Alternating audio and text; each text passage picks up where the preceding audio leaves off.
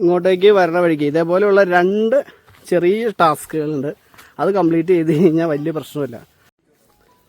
നമ്മൾ ആദ്യം നിന്ന പോയിൻ്റാണ് കേട്ടോ ടോപ്പിൽ കാണുന്നത്. ഇതാ ഇവിടെ നിന്നാണ് നമ്മളിങ്ങനെ കയറി ഇവിടം വരെ എത്തിയത്. കൂടുതലായതുകൊണ്ട് 2 ദിവസം മുമ്പ് ആളെ ഇറക്കി വിട്ടുമെന്ന് ഞാൻ നേരത്തെ പറഞ്ഞല്ലോ. അപ്പോൾ അവിടെയും കൂടി പോകണം എന്ന് ഞാൻ വിചാരിക്കുന്നു. അവിടെ പോകാൻ പറ്റുകയാണെങ്കിൽ നമുക്ക് ആ വീഡിയോ കൂടി ഇട്ട് അങ്ങനെ 2 ഡെസ്റ്റിനേഷൻ ഒറ്റ വീഡിയോയിലായിട്ട് നമുക്ക് കാണാം. അപ്പോൾ നമുക്ക് അടുത്ത ഡെസ്റ്റിനേഷനിലേക്ക് പോകാം.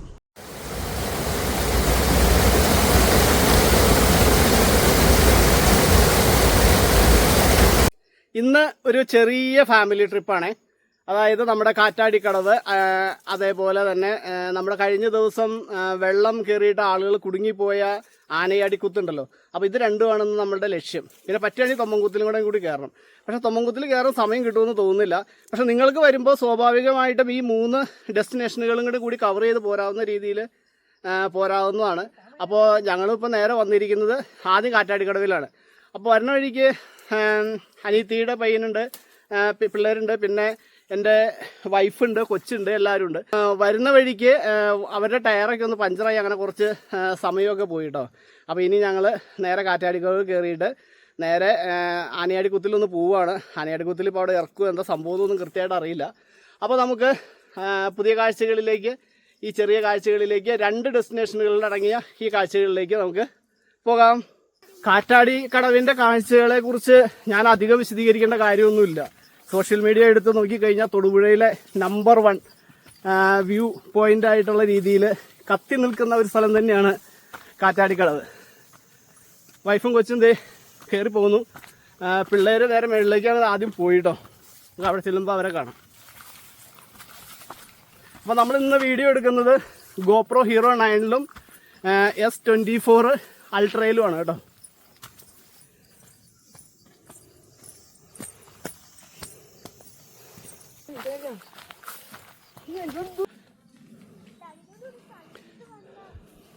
രണ്ട് രീതിയിൽ ഇങ്ങോട്ട് മുകളിലേക്ക് കയറാം. അപ്പോൾ ഞാൻ ഇവിടെ ചെന്നപ്പോൾ ഒരു പോലെയുള്ളൊരു വഴിഭാഗത്ത് നിന്ന് നേരെ തിരിഞ്ഞ് കയറി, അവരപ്പുറത്തേടെ കയറി നേരെ മുകളിലേക്ക്. രണ്ടും ഒരു പോയിന്റിൽ തന്നെയാണ് വന്ന് കൂടിച്ചേർന്നത്. നമ്മൾ ഈ കയറി ചെല്ലുന്ന ഈ ഭാഗമാണ് കേട്ടോ കാറ്റാടിക്കടവിൻ്റെ ഫസ്റ്റ് വ്യൂ പോയിന്റ്. ഇവിടെ നിന്ന് നോക്കിക്കഴിഞ്ഞാൽ നമ്മളുടെ ആ തൊടുപുഴ ഭാഗങ്ങളെല്ലാം, അല്ലെങ്കിൽ വണ്ണപ്പുറം ഏരിയ, അല്ലെങ്കിൽ അപ്പുറത്തുള്ള മലനിരകൾ, ഇതെല്ലാം നമുക്ക് നന്നായിട്ട് കാണാം. ഇപ്പോൾ ചെറുതായിട്ട് മഞ്ഞ് ഉണ്ട് കേട്ടോ. ഇപ്പോൾ ദേ തൊട്ട് ഇപ്പുറേ കാണുന്ന ഈ മലനിര കണ്ടോ, ഈ മലനിരയാണ് 2ാമത്തെ വ്യൂ പോയിന്റ് എന്ന് പറയുന്നത്. അതിൻ്റെ ആ ടോപ്പിൽ കയറി നിന്ന് കഴിഞ്ഞാൽ ഒരു 360 വ്യൂ ആണ്. അത് അടിപൊളിയാണ്. അങ്ങ് താഴെ നിന്ന് പുക വരുന്നത് കണ്ടോ. ചെറിയ കുറച്ച് വീടുകളും ഒക്കെയാണെന്ന് തോന്നുന്നു. അത് ഇപ്പം ചെറിയതായിട്ട് ഇങ്ങനെ മഞ്ഞ് അന്തരീക്ഷത്തിലുണ്ട്. അപ്പോൾ ഈർപ്പകണങ്ങളുണ്ട്. അപ്പോൾ അതുകൊണ്ടാണ് നമുക്ക് ഇത്ര ക്ലിയർ ആയിട്ട് കിട്ടാത്തത് കേട്ടോ. അല്ലെങ്കിൽ കുറച്ചും കൂടി ക്ലിയർ ആയിട്ട് കാണാൻ പറ്റുമായിരുന്നു. നമുക്കുണ്ടല്ലോ അക്കു ഇതാ അപ്പുറത്ത് കാണുന്ന വലിയ മല കണ്ടോ, ആ മലയുടെ ടോപ്പിൽ വരെ കയറണം. അവിടെയാണ് 360 വ്യൂ. നീ വന്നില്ലെങ്കിൽ നിന്നെ കൊണ്ടുപോകും. അവിടെ നല്ല രസം.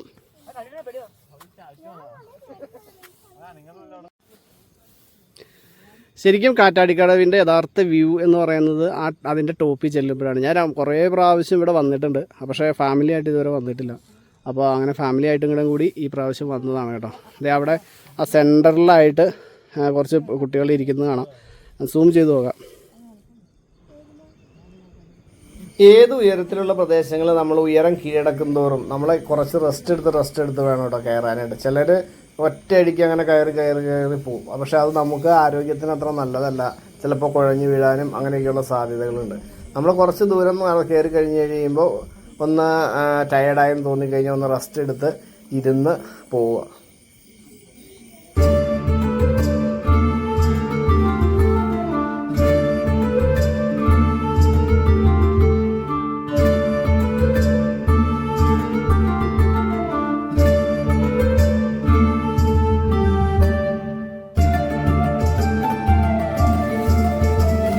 നമ്മൾ ഫസ്റ്റ് വ്യൂ പോയിന്റിൽ നിന്ന് ഇനി നേരെ സെക്കൻഡ് വ്യൂ പോയിന്റിലേക്ക് നീങ്ങിക്കൊണ്ടിരിക്കുകയാണ്.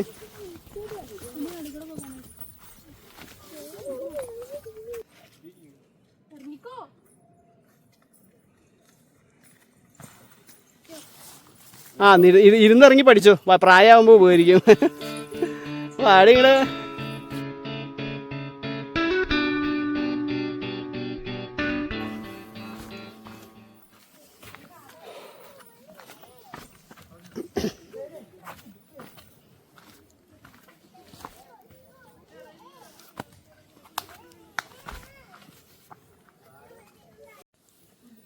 ഇങ്ങോട്ടേക്ക് വരണ വഴിക്ക് ഇതേപോലെയുള്ള 2 ചെറിയ ടാസ്കുകളുണ്ട്.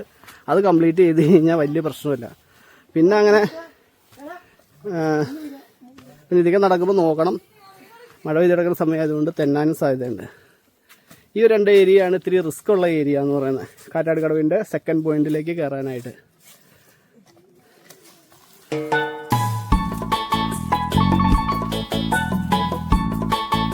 നമ്മൾ ആദ്യം നിന്ന പോയിന്റാണ് കേട്ടോ ടോപ്പിൽ കാണുന്നത്. ഇവിടെ നിന്നാണ് നമ്മളിങ്ങനെ കയറി ഇവിടം വരെ എത്തിയത്. ഇനി ഇത് രണ്ടാമത്തെ മലയുടെ സ്റ്റാർട്ടിങ് പോയിന്റാണ് കേട്ടോ ഇത്. ഇവിടെ നിന്ന് ഇനിയും കയറാനുണ്ടേ.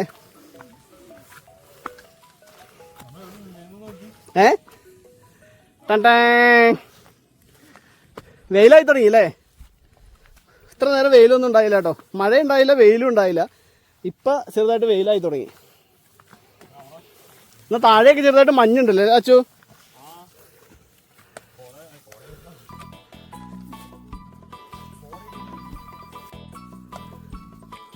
സ്മൃതി കയറി തളർന്നോ? ശ്വാസം മുട്ടൊന്നും ഉണ്ടാവില്ല ഇതുപോലെ ഡെയിലി മല കയറുകയാണെങ്കിൽ.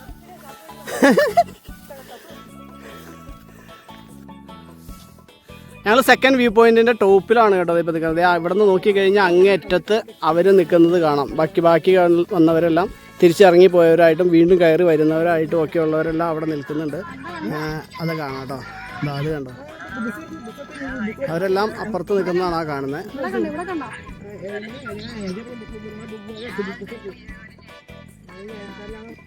അതുപോലെ തന്നെ ദാ ഇപ്പുറത്തെ സൈഡിൽ നമുക്കിത് നല്ലൊരു വാട്ടർഫാൾ ഉണ്ട്. മറ്റേ നമ്മൾ മുകളിൽ കയറി വന്ന് നിൽക്കുന്ന സമയത്ത് ഇത് സൂം ചെയ്തെടുക്കാൻ പറ്റാറുണ്ടായില്ലല്ലോ. ഇതിപ്പോൾ അതേ സൂം ചെയ്തൊക്കെ എടുക്കാം. എന്താ നമുക്ക് അടിപൊളി വാട്ടർഫാളാണ്. ഇതിങ്ങനെ ടോപ്പിൽ നിന്നാണ് തുടങ്ങുന്നത്.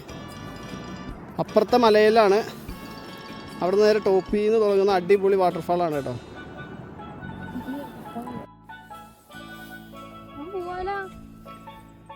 അപ്പോൾ നമ്മൾ ടോപ്പ് വ്യൂവിൽ എത്തിയിട്ട് ഇതാണ് കേട്ടോ ടോപ്പ് വ്യൂവിൽ നിന്നുള്ള ഏകദേശമുള്ള 360 വ്യൂ. ഇവിടെ നിന്ന് നമുക്ക് ചെറുതായിട്ട് മഞ്ഞുണ്ട്, വെയിലൊന്ന് മാറി നിൽക്കുന്ന സമയം കൂടിയാണ് കേട്ടോ. അപ്പോൾ ഈ വ്യൂ കണ്ടില്ലേ, ഇതാണ് ഇവിടുത്തെ ഏറ്റവും ഹൈലൈറ്റ് ആയിട്ടുള്ളൊരു വ്യൂ എന്ന് പറയുന്നത്. എല്ലാം ഇപ്പോൾ ഇൻസ്റ്റയിലായാലും ശരി യൂട്യൂബിലായാലും ശരി ഒക്കെ നിങ്ങൾ കണ്ടിട്ടുണ്ടാവും. ഈ ഒരു ഭാഗം റീൽസിലും അങ്ങനെയൊക്കെ ആയിട്ട് നിങ്ങൾ കണ്ടിട്ടുണ്ടാവും. ഇതാണ് അതിൻ്റെ ഇവിടുത്തെ ഏറ്റവും ഹൈലൈറ്റ് ആയിട്ടുള്ളൊരു ഏരിയ എന്ന് പറയുന്നത്. ഇവിടുന്ന് കുറച്ച് താഴേക്കൊക്കെ പോവാം. പക്ഷേ ഞാൻ നേരത്തെ വന്നിട്ട് പോയിട്ടുള്ളതുകൊണ്ട് ഇപ്പോൾ പോകുന്നില്ല കേട്ടോ. ഞാൻ ആദ്യം കാണിച്ച വെള്ളച്ചാട്ടമാണ് കേട്ടോ ഇപ്പോൾ അവിടെ കാണുന്നത്. ഇവിടെ താഴെയൊക്കെ ചെറിയ വീടുകളും ഗ്രാമങ്ങളും ഒക്കെ നമുക്ക് കാണാം. ഇവിടുത്തെ കാഴ്ചകളൊക്കെ കണ്ടു കഴിഞ്ഞിട്ട് ഞങ്ങൾ ഇവിടുന്ന് താഴേക്ക് ഇറങ്ങുകയാണ്. അപ്പോൾ നമ്മൾ ആനയടിക്കുത്ത് അല്ലെങ്കിൽ തൊമ്മൻകുത്ത് അങ്ങോട്ടേക്ക് പോകണം എന്ന് നമ്മൾ ആഗ്രഹിക്കുന്നു. അവിടെ പോകാൻ പറ്റുമോ എന്ന് നമുക്ക് അറിയില്ല. കാരണം ഇപ്പോൾ അവിടെ വെള്ളം ഒത്തിരി കൂടുതലായതുകൊണ്ട് 2 ദിവസം മുമ്പ് ആളെ ഇറക്കി വിട്ടുമെന്ന് ഞാൻ നേരത്തെ പറഞ്ഞല്ലോ. അപ്പോൾ അവിടെയും കൂടി പോകണം എന്ന് ഞാൻ വിചാരിക്കുന്നു. അവിടെ പോകാൻ പറ്റുകയാണെങ്കിൽ നമുക്ക് ആ വീഡിയോ കൂടി ഇട്ട് അങ്ങനെ 2 ഡെസ്റ്റിനേഷൻ ഒറ്റ വീഡിയോയിലായിട്ട് നമുക്ക് കാണാം. അപ്പോൾ നമുക്ക് അടുത്ത ഡെസ്റ്റിനേഷനിലേക്ക് പോകാം. നമ്മുടെ ചാനൽ ആദ്യമായിട്ട് കാണുന്നവർ ചാനലൊന്ന് സബ്സ്ക്രൈബ് ചെയ്യുക. അതുപോലെ തന്നെ നമ്മുടെ ഈ സബ്സ്ക്രൈബ് ഫാമിലിയിൽ ഒന്ന് അംഗമാകാനും കൂടി നോക്കുക കേട്ടോ. അപ്പോൾ നമുക്ക് നല്ല നല്ല വീഡിയോകളുമായിട്ട് കാണാം.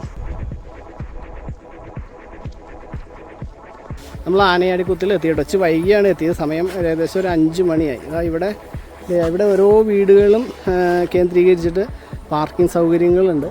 ഇതൊക്കെ കണ്ടോ, ഈ വീടിൻ്റെ ഇവിടെയെല്ലാം ഹോം സ്റ്റേ ഉൾപ്പെടെയാണ് ഇവിടെ ചെയ്തിരിക്കുന്നത്. ഇവിടെ നല്ല തിരക്കുകളുണ്ട്, അതുകൊണ്ടാണ് ഇവിടെ പാർക്കിംഗ് സൗകര്യമുണ്ട്. ഇനി ഇവിടെ നേരെ കുറേ നമുക്ക് നടന്ന് അങ്ങോട്ടേക്ക് പോകണം. ഇപ്പോൾ സമയം നന്നായിട്ട് ഇരുട്ടിയ പോലെയുള്ളൊരു അന്തരീക്ഷമാണ്. പക്ഷേ ഇതിപ്പോൾ നമ്മുടെ കയ്യിലിരിക്കുന്നത് S24 ആയതുകൊണ്ട് മാത്രമാണ് ഇത്ര ബ്രൈറ്റ്നെസ് ഫീൽ ചെയ്യുന്നത്. ഇപ്പോൾ സമയം 5 മണി ആയിട്ടോ. പക്ഷേ 5 മണി ആയെന്ന് മാത്രമല്ല, ഇതിപ്പോൾ ഇരുണ്ട പ്രദേശമാണ് താനും. നല്ല മഴക്കാറുമുണ്ട്. ഇപ്പോൾ ഇരുണ്ടിരിക്കുന്ന ഒരു അന്തരീക്ഷമാണ് ശരിക്കും പറഞ്ഞാൽ ഇവിടെ. നമ്മൾ ആനച്ചാടിക്കുത്തിലേക്ക് അവിടുന്ന് പേ ആൻഡ് പാർക്കിൽ നിന്ന് ഒരു സ്വല്പം നടന്ന് പോരാനുള്ള ദൂരമുള്ളൂ. ഒരുപാട് നടക്കാനൊന്നുമില്ല, കുറച്ച് ദൂരം നടക്കാനുണ്ട്. അതിൻ്റെ ലാൻഡിങ് പോയിൻറ്റിലും പിന്നെ അതുപോലെ തന്നെ എല്ലാവർക്കും കുളിക്കാൻ ഇറങ്ങുന്ന ലാൻഡിങ് പോയിൻറ്റിലും ഇവിടെ അത്യാവശ്യം സേഫ്റ്റി ആയിട്ട് കുളിക്കാൻ പറ്റുന്ന ഒരു ഏരിയയാണ്. പക്ഷേ കഴിഞ്ഞ ദിവസം കുറച്ച് വെള്ളമൊക്കെ കൂടുതൽ കയറി വന്ന് കുറച്ച് പേരൊക്കെ കുടുങ്ങിപ്പോയായിരുന്നു. അപ്പോൾ ഫയർഫോഴ്സും അവരൊക്കെ വന്നിട്ടാണ് എന്നിട്ട് അവരിപ്പുറത്തേക്ക് കടത്തുകയൊക്കെ ചെയ്യുന്നത്.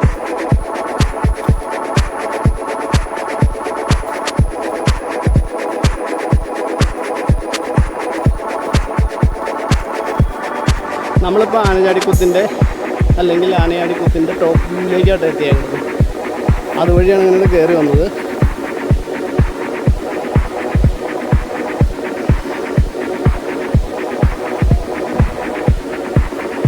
അങ്ങോട്ട് പോകണ്ട.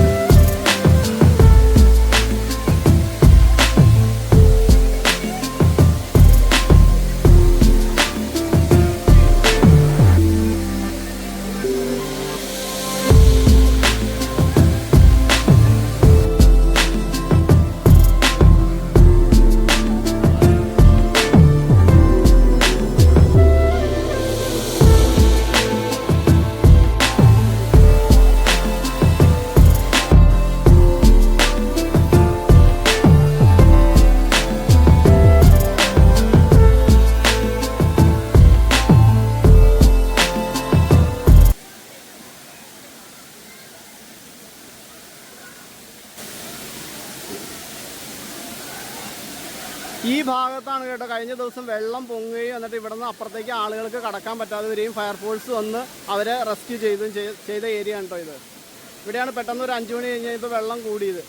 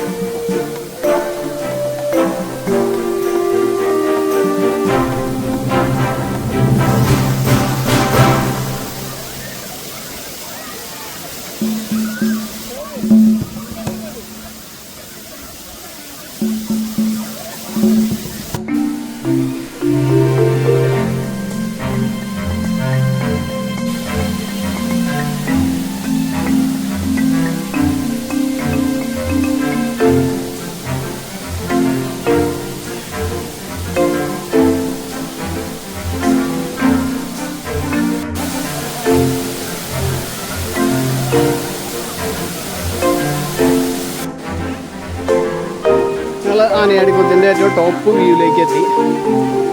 താഴെയൊക്കെ അത്യാവശ്യം ചെറിയ രീതിയിലൊക്കെ ഒന്ന് എൻജോയ് ചെയ്തിട്ടൊക്കെയാണ് ഇങ്ങോട്ട് കയറി പോകുന്നത്. അച്ചുവൊക്കെ ആദ്യം കയറി വന്നു. ചെറിയ ചെറിയ കുഴികൾ പോലെയൊക്കെ ഉള്ളതില്ലേ അവിടെയൊക്കെ ആളുകൾ ഇറങ്ങി കുളിക്കും എന്ന് തോന്നുന്നു. നേരത്തെ വീഡിയോയിലൊക്കെ ഞാൻ കണ്ടിട്ടുണ്ട്. അവിടെ കണ്ടോ, ഞാൻ സൂം ചെയ്ത് കാണിച്ചു തരാം. അങ്ങനെ ലാസ്റ്റ് ആ പയ്യൻ നിൽക്കുന്ന അവിടെ അവർ ഇറങ്ങി കുളിക്കുന്നുണ്ടായിരുന്നു.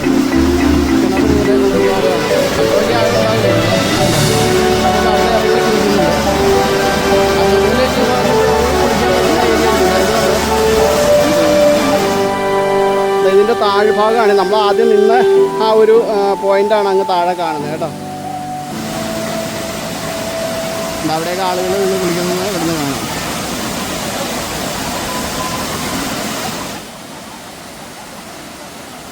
അപ്പോൾ ആനയാടിക്കുത്ത് വാട്ടർഫാൾ എന്ന് പറയുന്നത് നല്ല സേഫ്റ്റി ആയിട്ടുള്ള ഒരു വാട്ടർഫാളാണ്. പിന്നെ എത്ര സേഫ്റ്റി ആണെന്ന് പറഞ്ഞാലും അതൊക്കെ നമ്മൾ എത്രത്തോളം എൻജോയ് ചെയ്യുന്നതിനനുസരിച്ചിരിക്കും. എങ്ങനെയാണ് എൻജോയ് ചെയ്യുന്നത് എന്നുള്ളതിനെ കൂടി അനുസരിച്ചിരിക്കും അതിൻ്റെ സേഫ്റ്റി എന്ന് പറയുന്നത്. അപ്പോൾ ഇതൊക്കെ പാറയാണ്. ഇതിവിടെയൊക്കെ ഓടിച്ചാടിയൊക്കെ അങ്ങോട്ട് ഇറങ്ങാൻ പോയി കഴിഞ്ഞാൽ നേരെ അങ്ങോട്ട് പോയി തെന്നി വീണ് നേരെ താഴെ പോയി കിടക്കും. വീഴാനുള്ള സാധ്യതകളൊക്കെ വളരെ കൂടുതലാണ്. അവിടെ ആ ഒരു ചുമന്ന ആ കുട ഇരിക്കുന്നുണ്ടോ, നല്ല ഭംഗിയില്ലേ ആ ഒരു പാറപ്പുറത്ത് ആ കുട അങ്ങനെ ഇരിക്കുന്നത്. അതിനുള്ളിൽ അവർ നനയാതെ എന്തൊക്കെയോ സാധനങ്ങൾ നോക്കി വെച്ചിരിക്കുന്നതാണ്.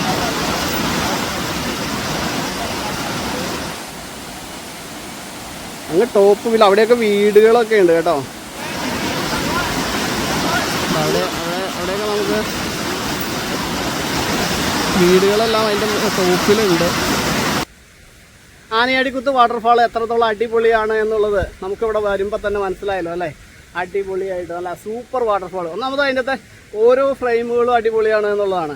നമ്മൾ ഏത് സൈഡിൽ നിന്ന് ഞാൻ പല സൈഡിൽ നിന്നും എടുത്ത വീഡിയോ എടുത്ത് നോക്കി, ഒക്കെ അടിപൊളി ഫ്രെയിമുകളാണ് എല്ലാം. ആ വെള്ളം ഇങ്ങനെ പരന്നൊഴുകുന്നതും അതുപോലെ തന്നെ ഓരോ മരങ്ങൾക്കിടയിലൂടെയുള്ള ആ വിഷ്വലുകളും ഒക്കെ എന്നാ സൂപ്പറാന്ന് പറയുമ്പോൾ നമ്മൾ വന്ന് ഫോട്ടോയൊക്കെ എടുത്തു കഴിഞ്ഞാൽ അടിപൊളിയായിരിക്കും ഇവിടെ.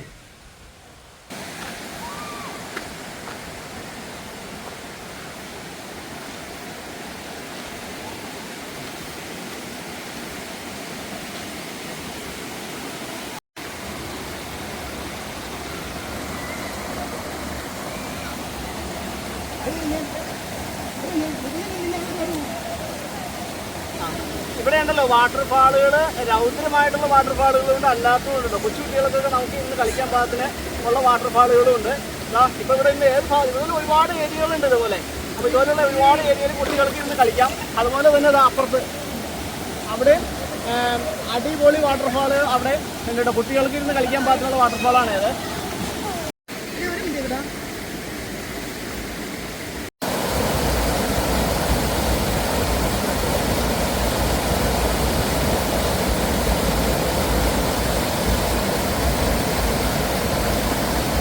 ഇതേപോലെയുള്ള ഒരുപാട് വാട്ടർഫാളുകൾ അടങ്ങിയതാണ് കേട്ടോ ഈ ആനയാടിക്കുത്ത് എന്ന് പറയുന്നത്. കാരണം തൊമ്മൻകുത്തിനോട് അടുത്ത് ചേർന്ന് തന്നെ കിടക്കുന്നതാണ്. തൊമ്മൻകുത്ത് പോലെ തന്നെയുള്ള ഒരു വാട്ടർഫാളുകളും അല്ലെങ്കിൽ ഇതേപോലെയുള്ള ചെറിയ വാട്ടർഫാളുകളും അങ്ങനെ ഒരുപാട് വാട്ടർഫാളുകൾ അടങ്ങിയതാണ് ഈ ആനയാടിക്കുത്ത്.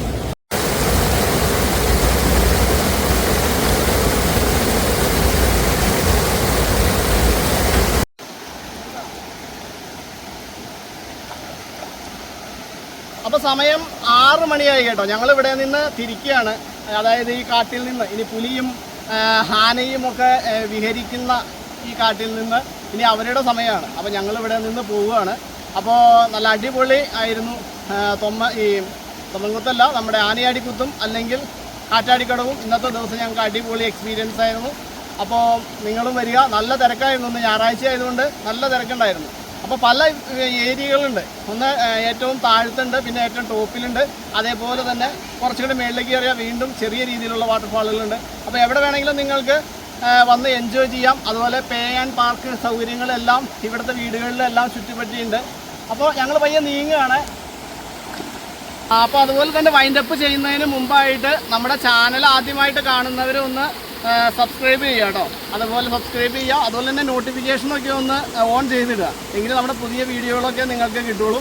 അപ്പോൾ നമുക്ക് നല്ല നല്ല വീഡിയോകളുമായിട്ട് വീണ്ടും കാണാം.